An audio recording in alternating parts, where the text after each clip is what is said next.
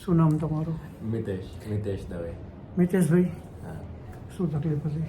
મને back pain હતું લગભગ 20 વર્ષથી, અને ઊભા નહોતું રહેવાતું, બેસાતું નહોતું, ફ્રીલી કાંઈ એક્ટિવિટી ન થાય. બહુ બધા ડૉક્ટર્સને દેખાડ્યું, પણ બધા ડૉક્ટર્સ એન્ટીબાયોટિક્સ આપે, એનાથી લૂઝ મોશન ને એવું થઈ જાય. દવાઓ ચાલુ રહે ત્યાં સુધી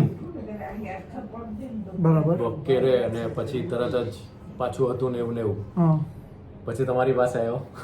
પછી મારી પાસે આવ્યા. તો મારી પાસે આવ્યા એ પહેલા કેટલી જગ્યાએ જઈ આવ્યા? ઘણી બધી જગ્યાએ સારામાં સારા ઓર્થોપેડિક ડોક્ટરોને દેખાડ્યું હતું.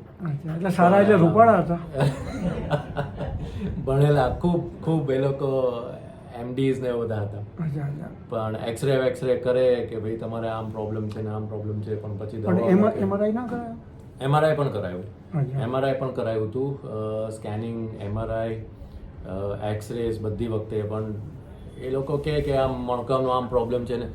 પ્લેનેટ હેલ્થમાં પણ ગયો હતો, ત્યાં પણ 3 મહિનાની ટ્રીટમેન્ટ કરી, પણ ટ્રીટમેન્ટ પૂરી થાય એટલે પાછું હતું ને એવું.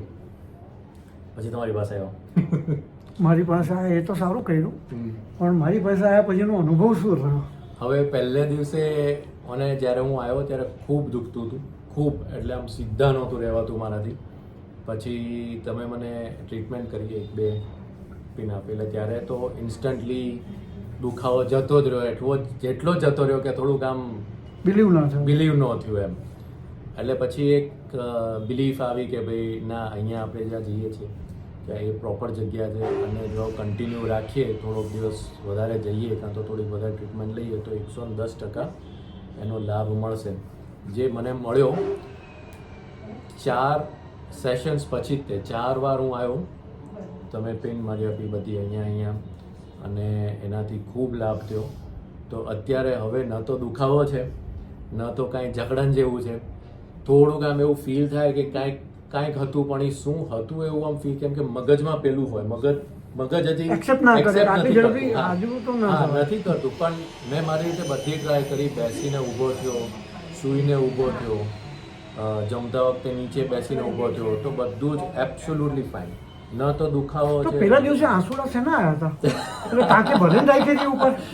ના દાદા, એ તો હવે 20 વર્ષથી દાદા, 20 વર્ષથી એ જે દુખાવો હતો અને એકદમથી જતો રહે, એટલે એનો અનુભવ આખો અલગ હતો. એટલે થોડાક આંસુ આવી ગયા. એટલે તમે એક નથી, અમારી પાસે બીજું એક પેશન્ટ છે, એ કાલે રોયું હતું ને આજે રોયું છે. એટલે થોડાક આંસુ આવી ગયા, કેમ કે 20 વર્ષ, એટલે મેં હોપ છોડી દીધી હતી કે જિંદગીભર આપણે આ દુખાવા સાથે જ રહેવાનું છે.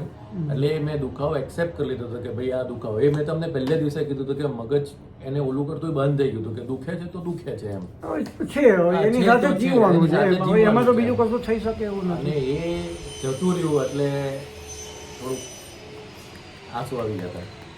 એ અરખના હતા. હા, હરખના આંસુ હતા, એટલે સારી વસ્તુ કહેવાય. અને લગભગ દરેકને આ